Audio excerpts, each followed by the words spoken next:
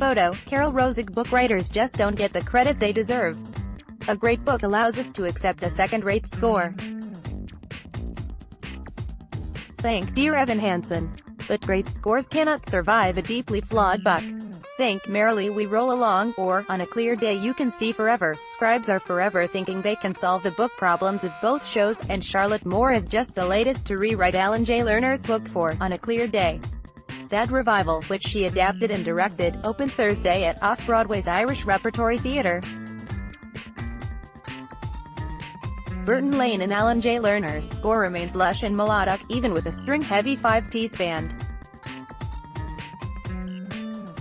And it's a treat to hear such talented Broadway veterans as Melissa Errico and John Cudia sing without the interference of amplification. Unfortunately, both acts of this revival get off to a sloppy start, and Moore's rewrites arguably create more problems than they solve.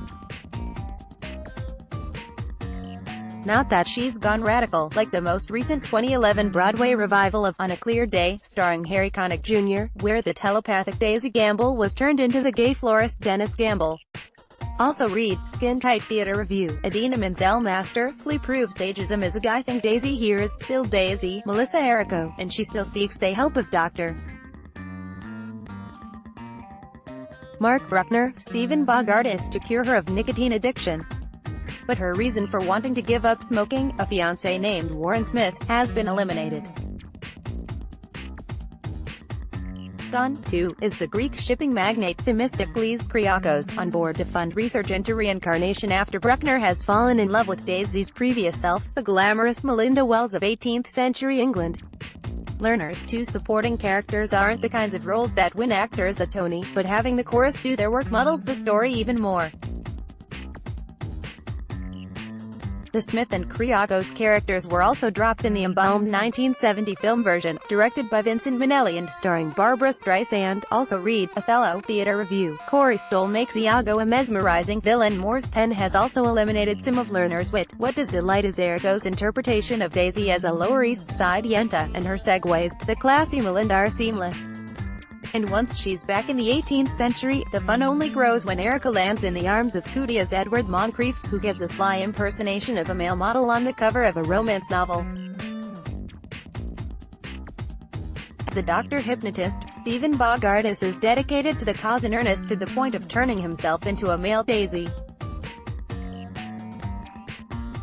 Frankly, his complaints that she's a dullard evoke the old adage about teapots and kettles. Bogartis' overwrought approach does ultimately turn Come Back to Me into a comic gem. When the telepathic Daisy comes back to him, on hands and knees, you feel her head aching. 17. Rent, original production, opened April 29, 1996, closed September 7, 2008, gross $274.2 million. 16. Kinky Boots, opened April 4, 2013, closed, still running, gross to date, $286 million. 15. The Producers, opened April 19, 2001, closed April 22, 2007, gross $288.4 million. 14.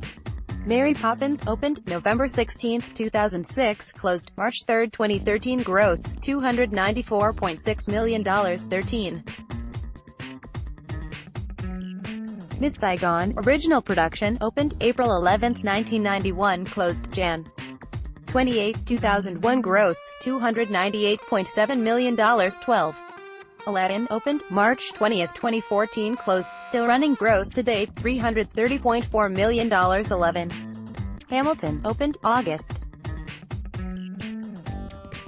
6, 2015, closed, still running, gross to date $364.5 million. 10. Les Miserables, original production, opened March 12, 1987, closed May 18, 2003, gross $406.3 million. 9. Cats, original production, opened October 7, 1982, closed September 10, 2000, gross $407.7 million. 8. Beauty and the Beast, opened April 18, 1994, closed July 29, 2007, gross $429.2 million. 7. The Book of Mormon, opened March 24, 2011, closed, still running, gross to date $555.9 million. 6. Jersey Boys opened in November 6, 2005 closed January 15, 2017 gross $558.4 million 5. Chicago Revival opened November 14, 1996 closed still running gross $619.7 million 4. Mamma Mia opened October 18, 2001 closed September 12, 2015 gross $624.4 million 3. The Phantom of the Opera opened Jan. 26, 1988 closed still running gross to date $1.16 billion 2. Wicked opened October 30, 2003 closed still running gross $1.2 billion 1. The Lion King opened November 13, 1997 closed still running gross to date $1.48 billion.